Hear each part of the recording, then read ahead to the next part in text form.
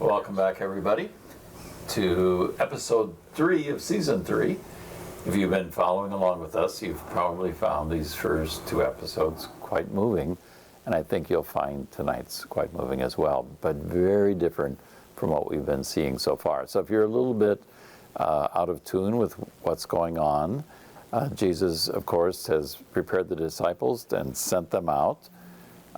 So now Jesus is on his own. And we don't get the disciples tonight. We get Jesus going home. So this is in Scripture. When he returns home to Nazareth, actually it looks like the people of the chosen have kind of tried to line it up a little bit more historically than what Scripture itself does. Because Scripture will say, Jesus says in the temple, you will clearly say to me, do what you did in Capernaum. And in Scripture, he hadn't been in Capernaum, or there wasn't any evidence of what he was doing in Capernaum. So this is a little clearer. They kind of straightened it out for their storytelling purposes. So enjoy Jesus visiting to his hometown.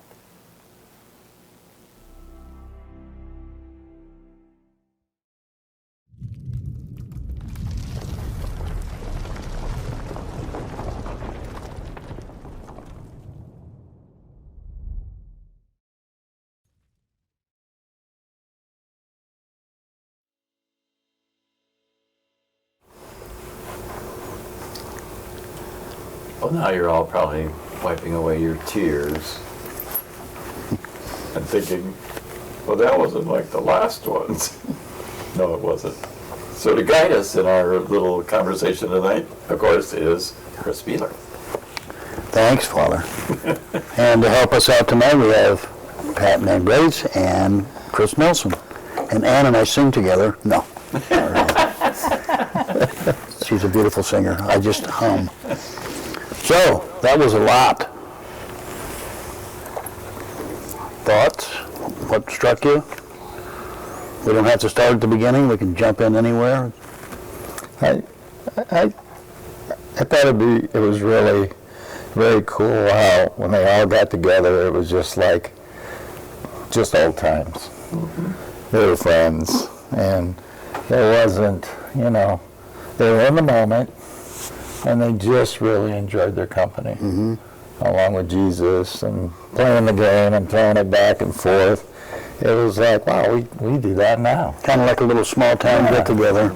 And it just made it feel, real to me mm-hmm. and family, because you kind of wonder how people acted back then. And I just thought that was really, really natural. Mm-hmm. And so anyway, I thought that was cool. So. Yep. To hear Jesus call Lazarus Laz was right. So you could just see just the connection and the humanness of who he was. Mm-hmm. It was endearing for sure. Ann? I think one piece that really struck me was, as a mother, I have 2 sons, and I love the beginning when Jesus was little and playing with his friend, which was Lazarus. Yeah, right. I could relate to that, and then just when he came home and all the questions we give our kids, and did you eat, and are you hungry, and tell me about your friends, and just kind of bombard them with all these questions, and again, it was that realness of what it's like to relate as a mom, a mother to her son. I could really connect that piece. I thought it was kind of funny in the beginning when Jesus asked Mary who her favorites were, and she instantly says the women. I thought that was pretty cool. She didn't, and then she said she didn't really mean it, but I thought that was kind of interesting. I like Jesus going to the grave. There's none of that in Scripture, so the writers and the directors are freely creating, but I thought it was powerful. And in my own experience, just at those kind of times of trauma or making a decision to go to the grave of my parents and spend some time there in prayer and to recall who and what they created me to be, And that's what Jesus was doing there, just remembering the gifts his dad gave him was very powerful. That was very touching. And I thought the speech that Joseph gave to Jesus was incredibly touching, where he tells him, I know I'm not your father, like your friend's father. That was very powerful, I thought. I'm going to use the word, I hope I've been a good steward, or something close to that, right? I hope I've been a good steward of your life on earth. And that's so what he was called to do. Really, I loved every bit of the time we got to learn about Joseph and all of the images, because he's we hear so little about him in Scripture. We really so, do. We were just talking about that. You don't hear hardly anything about him, really. So like getting to see him and imagine and reference those things was just really beautiful. I loved it when he was teaching him, sounded out the words, you know, broken hearted, and then what that meant was sad and hurt, and then that imagery right back to at the end where, you know, the words were just so profound, and how he learned those so at a young age. It's pretty. And really how much Joseph really loved Jesus, because, I mean, all that he went through, all of a sudden wasn't his child and everything, and for him to stand by his side and just to love him and treat him like, you know, that was his own. It's just amazing. And then to see him joking with them and teaching him at the end, and then passing that on to him. I just thought it was so special. If he wasn't the true father, he really did everything to be that. Yeah. You know? And how he just did everything, knowing that he wasn't really his father, you know, or his blood father. No matter what anybody said. Right. That was what he wanted to be. Right. So. And you have a wonderful story to share. I'd like for you to share. I do. When Ann and I were watching this, and it came to the point where Jesus was, Joseph was handing that bridle to him. I kind of really broke down because I remembered when I was young, my dad died when I was 8 years old, and I was with him all the time, you know. And I remember being with him even back when I was 6, 7, 8, because he was always working on something, doing something. So I always wanted to be around him. And I went out in the garage, and I have this old toolbox that he gave me with some of his old tools, and this was my favorite tool. He knew I couldn't hurt myself with it, so he let me play with it, but it has his name on it. And I always cherish this tool. It's something he's given me, and I don't have much from him because I was so young. Yeah. So Ann came in, and I was just a mess. Because I went out and got this, and I saw it, and I watched it. So anyway, it was very special. That was a special moment for me, closest moment that I had. So. That's a wonderful story. Thanks. That's a wonderful story. You know, something I want to ask about was, I know the rabbi was really mad because Jesus said, Claimed to be the Messiah. I am the law. But you know, you kind of have to feel for him too, a little bit. He was following because the law. he didn't know. I mean, we've got hindsight here, you know. You know, I kind of admire his faithfulness. Right. Because that's what he really thought, that this was, you know, we think about it. If somebody came and disturbed the church. And said, "Hey, wait, I'm the Messiah. I'm the Messiah." We wouldn't. 911. Exactly. Got a guy here claiming he's exactly, the Messiah. Exactly. But that struck me as pretty powerful. I mean, that's a pretty, you know, that would be a hard thing to swallow. Yeah. And he was just following what he was supposed to do. Yeah, they really had not seen the miracles. They Right. They had not heard him preach. He was just the kid from in town, and so we know him. We saw him grow up. Well, they A kind lot of of- insinuated, okay, just do a couple of miracles here in Nazareth, and And he wouldn't do them. no. That's all in Scripture. Yeah. No, he could work no miracle there. Yeah. They had no faith. And And I thought their portrayal of how he walks through the crowd when they bring him to the edge of the town to throw him over the cliff, I thought that was a good portrayal. Some Scripture scholars have tried to figure that out over the years as to exactly what could have happened, and I always thought one of the ones that made the most sense to me was that Jesus, being the son of a woodworker and bricklayer, stonemason, doing all kinds of construction work, would have been very strong, and that they were not going to easily throw him over the edge, and that the crowd had second thoughts about throwing him over because they thought some of them were going to go over too, and so he was able just to walk through the crowd. But that this was that kind of God type moment where not today, and then just walk through the crowd. It was almost like they were frozen Yep. when he walked through them. I felt the same thing. It's almost like God just said, okay, everybody freeze, Yep. and let him walk through. Because he did. I was like, wow, I can't believe And it. he walked with such peace and Yeah. confidence. Right. Didn't push anybody aside, just walked right through.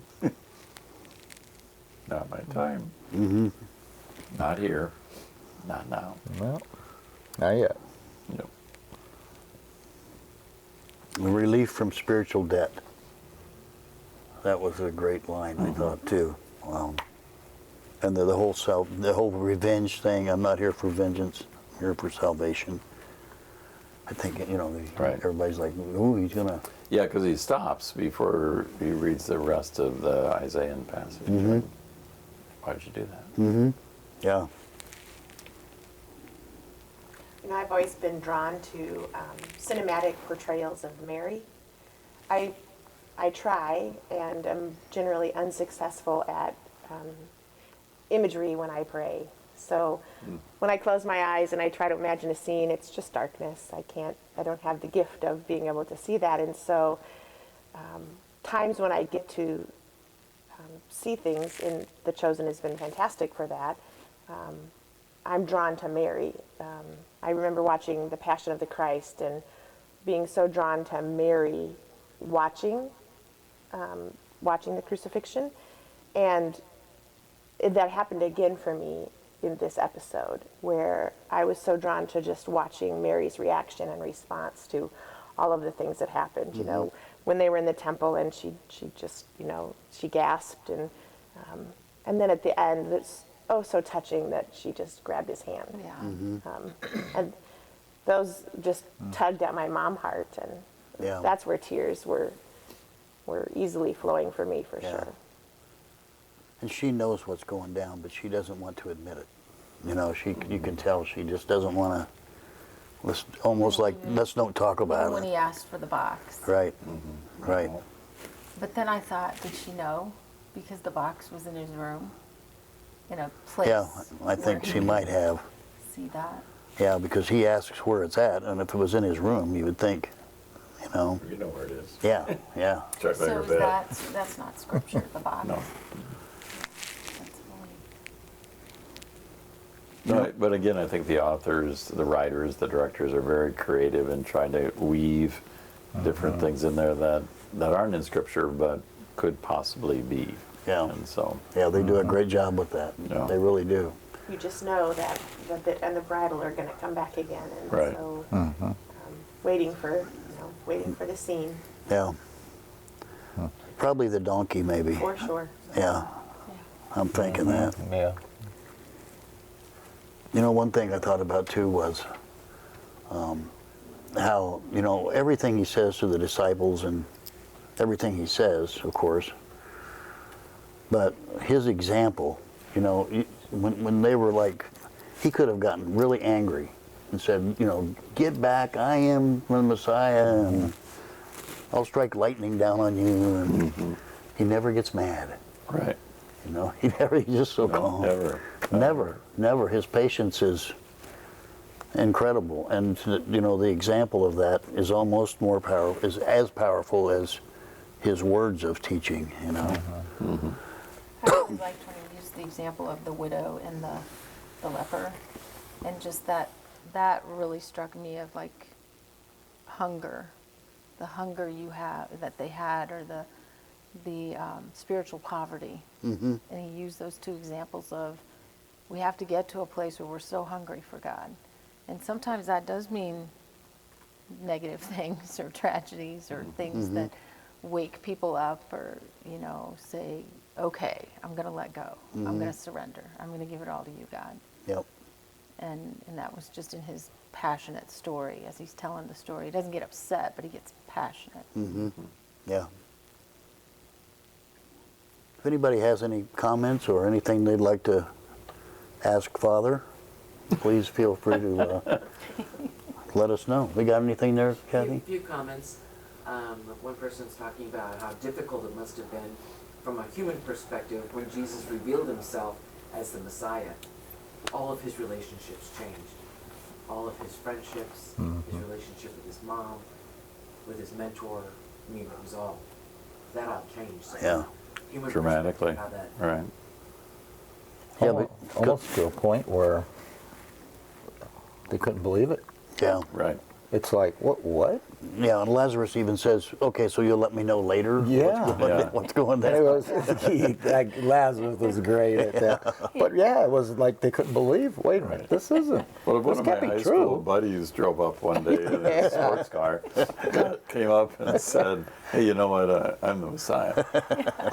Oh yeah, sure you are, Steve, talk let's about go. Okay, well, let's go have another one and talk about that, you know. It's Or like, you better go have another one. people who had seen the miracle, like Raj and Diana, they didn't stand up for him. Right. The pressure. Now, miracles, as the saints have said over the years, never bring about belief. They bring about awe. You know, it's like, wow, that was incredible, but they don't bring about belief. That's a good You point. look at the 10 lepers, 1 out of 10 Yeah. even comes back to say thank you. The other 9 just go off happy. Oh, we're healed. Forgetting all about where it came from, or belief doesn't follow.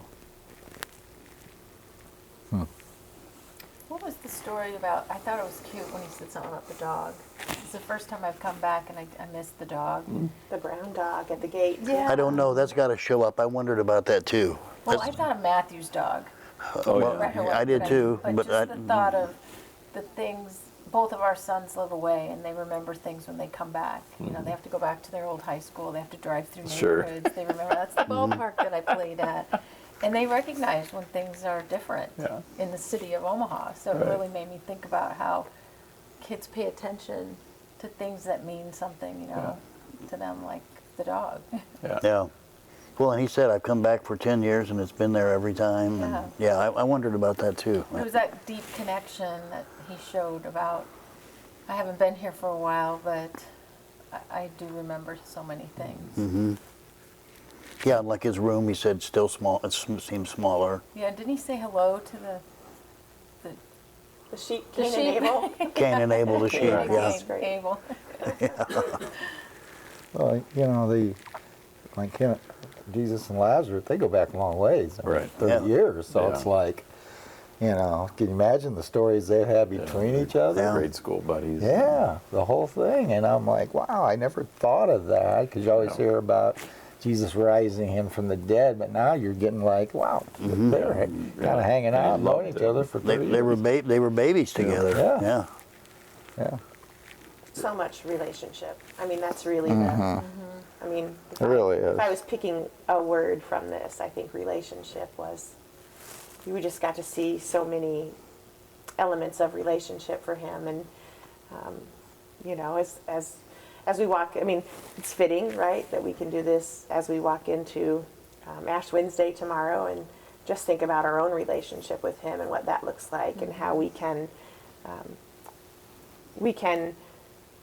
aspire to even become closer and to, be more, I don't know, consistent and faithful and all of the things that our humanness makes us struggle with.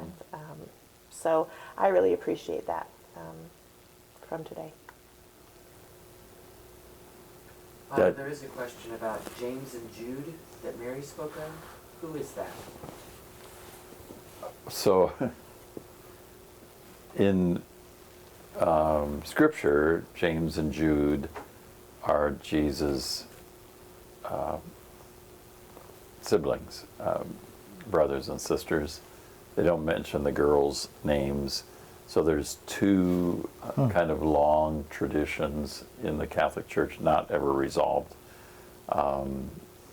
Different from our Protestant brothers. So our Protestant brothers and sisters would say Mary had children after Jesus.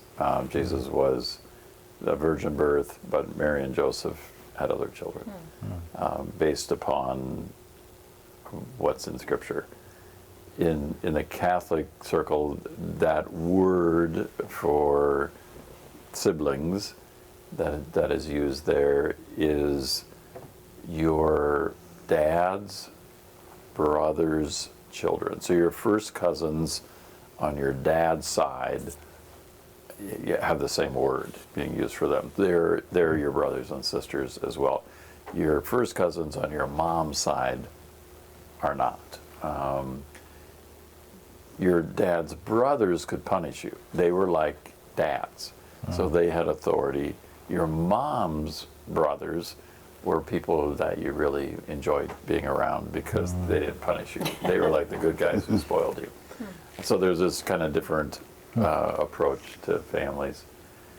The one that I personally prefer is that Joseph was an older man when he married Mary. He had been married before, not uncommon up until the very recent history, and still happens yet today, where women die in childbirth. And so a lot of men end up having to raise children because their wife died while giving birth. And so then they marry a younger woman, and would have been, that marriage might have been arranged. And that Joseph brought into the family kids from his first marriage. So James and Jude would have been, now some would, so there's a strong tradition, history, really not just a tradition, that James, the brother of Jesus, was the leader of the Jerusalem community then after Jesus' death, and really ran it, not Peter. Peter was elsewhere, that James ran that community. So what was his unique relationship? Was it stepbrother, or was it first cousin on his dad's side in the Catholic tradition? Hopefully that was too long an answer, probably, to who and it was interesting in this because they played it real coy and didn't do either the Protestant or the Catholic approach. That clearly they were close to the family, but that's about all we get. And one more comment about the dog. This person believes that the dog was the first sign that things are not going to be the same anymore. Wow. Good insight. But okay, now people are responding to what you're saying, Father. Good answer, Father, but what did the exchange mean between Mary and Jesus? Refresh my memory. What exchange? I'm guessing the exchange about James and Jude? Yeah, I'm not recalling exactly me either. Jesus' response there. I don't either. About James and Jude, Jesus asked, what about James and Jude? How are they? Yeah. And he gets an answer. And Mary seemed to kind of shrug her shoulders. They weren't there. Where are they? So whether they were his stepbrothers or cousins, they just were not there for the festival. They're alive because they're very present later in his ministry. And it'll be interesting to see what they do with the scene where Mary and his siblings show up to tell him to quit it. And Jesus says, who are my brothers and my Yeah. sisters and my mother? You who listen Right. to me are my brother and sisters and mother to me. Which is what I thought your answer was going to be, because everybody's his brother and sister, and Yeah. she's the mother of everyone. Right. I didn't know that. Did James and Jude not like their brother's notoriety? Is that why they maybe went somewhere else to celebrate the New Year? Could be, or they might have had wives and they're with their families. They would have been at the same age as Jesus, so in their 30s, and in that age, they would have been old men. Very possible. There's so much we don't know, and so you have to kind of flow with the writers and directors' approach here to say, okay, this is what they're doing with it. But they do have a advisory committee made up of a Jewish teacher, a Protestant scripture scholar, and a Catholic scripture scholar to advise them, so that they're not doing anything that would be in opposition to what's in Scripture, but they're trying to walk Tiptoe that around line, everything. you know. That would be hard to do too. That's hard to do. It's very hard to do. Yeah. And sometimes I wonder about if the Jewish scholar has to swallow hard sometimes with the Christian approach, because, well, Yeah. I don't know if they would necessarily agree. Like some Jewish scholars would say that kind of scene where they're going to put him to death could not have happened that quickly. They would have had to have a trial, and you cannot Just lead him out. accuse a man and condemn a man in the same day, which they also argue with Jesus, that they could not have had the trial by the Sanhedrin, could not have taken place that night. There are laws prohibiting that. Did he say, though, we can do this without telling the authorities? That's what he does in this Yeah. scene. He just says it's so blasphemous that we don't have to. We don't have to have a Take this trial. to the Right. trial. Right. Yeah. Yeah, they would argue he was being a bad rabbi then. The rabbi cannot make that decision. That decision has to be made by, So then who are the two men that walked? Aaron and Raphi, right? yeah. There was some connection when Jesus was walking back. He stopped and he said their names. So Raphi was the father of the bride or the groom? No, he wasn't he? Wedding He at was Cana. the groom, wasn't he? He is the groom Yes. at the wedding Right. at Cana. Right. Okay. Right. That's right. Yeah, he's the groom, and so Raphi young. knew, Yeah. and he'd seen a miracle, obviously. That's what I Right. you thought. know? He was kind of acknowledging it, like, Yeah. questioning him. Yeah, like what are you? His name was the question. I fixed your wedding Of wine for course, you. yeah. What are you doing to me? So this person says Raphi is the father of Asher, who was the groom at the wedding. There you go. Okay. Oh, okay. Very good. Thank you. We need all your brains. Yes, My brain gets lost sometimes. I knew I wasn't right. I was just seeing if somebody would correct me. But there's some comments regarding the sweetness of the relationship between Jesus and Mary, and how he looks at her, and just, you can just Yeah, really that's sense the it's a love. very powerful. Yeah, it's a great portrayal. They're doing a great job with that. Yeah. And she says, "There's no turning back. No turning back now." Yeah. And he says, "Not after today." Nope, can't take that back. Yeah. I just love how human it makes everything in this episode, particularly with the family relationships and gathering in that small town of Nazareth, because I can Yeah. imagine any small town in Nebraska having a festival like that and coming back and meeting your grade school classmates and seeing them. And It really got me more engaged because it was more like family and everybody's coming together, and I was like, okay, Yeah. I was just like, okay, this is starting to get some momentum, because you know what's going to happen, but at least you can see them enjoying themselves, and it was true family, just like a big reunion. Let's all have fun, and yeah. especially when they were playing the game and Jesus, nobody wanted Jesus, like we know you're not the athlete. Oh, well, I'm going to do this, which he could have. He could have, if he wanted to, he could have gave somebody a fastball and they wouldn't have saw it. First 100-mile-an-hour fastball in history. Ever. So, it's, Ann and I were talking about it. It's just getting kind of building and building and building, as it goes. Yeah. So it was good for me. Yeah. All those moments. I remember it was the second time I was in Nazareth, staying in Nazareth.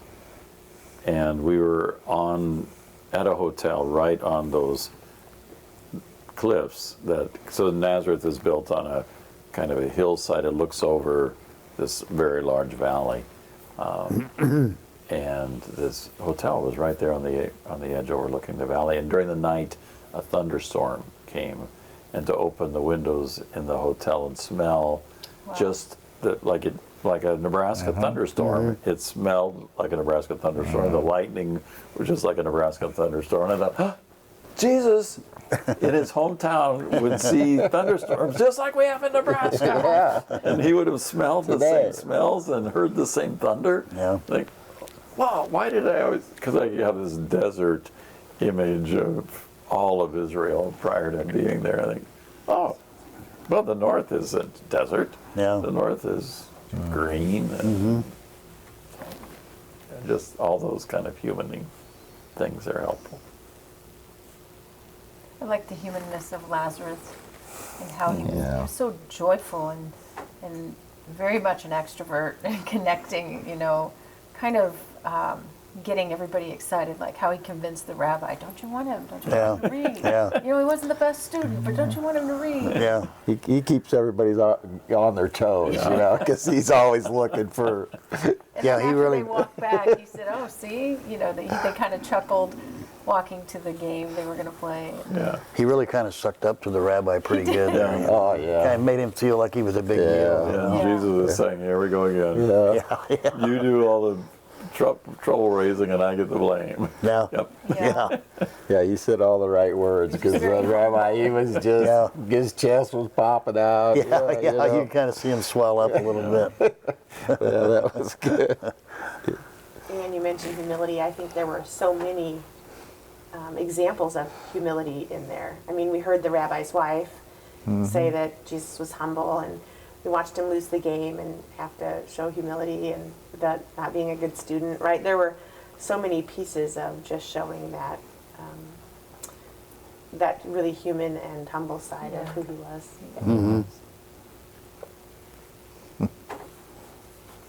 Anything else? We all good? Any more questions? You have anything? The sheep's name, Cain and Abel. Yeah. Cain and Abel. Yeah, clever little. It was. Yeah, they've really taken the fact that Jesus liked to give people nicknames and run with it all the way through. Again, that Everybody gets a humanness. nickname. Yeah. Yeah, all the disciples and Just like today. Yeah, that's right. High school and college, you got a lot of nicknames going on. yeah, Yeah, that's what friends do. yeah, that's right. Yep. That's exactly right. Well, thank you so much for joining us and Yeah, thank you a Thank lot. you. being willing to share It's fun. your vision of. Yeah, thanks for having us. And you're going to be gone. Yeah, so So can I wear a collar next week? you can. Well, please join us in the That's next 2 scary. weeks. I'm on a little trip to the southern tip of South America. The only time you can travel there is for 2 months out of the year, really, is in January and February, because it's like going to northern Alaska in the United States in the summer. So I won't be going anywhere warm. The highs are 60 today. The high where we're spending most of the time was 60 degrees, but it gets down in the 20s at night. So it's the mountains of southern Chile and Argentina. So I'll miss the next 2 sessions, but I'll Father be Chris back. will be here. Yeah, Father Chris will be here, and others to help you, guide you Yes. through the Yes. experience. So hang in there with it. I'll be watching from Argentina. So, Thanks, everybody. thanks, everybody. Thank you. Good night.